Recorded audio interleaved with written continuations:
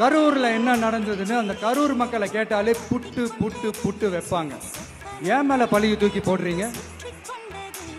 என்னமோ நாங்க அரசியலே பண்ண மாட்டோம், இந்த விஷயத்துலலாம் நாங்க அரசியலே பண்ண மாட்டோம் வீடியோ போட்டுவிட்டு போய் சட்டசபையில் உட்காந்துக்கிட்டு ஏன் மேல பழிய தூக்கி போடுறீங்க?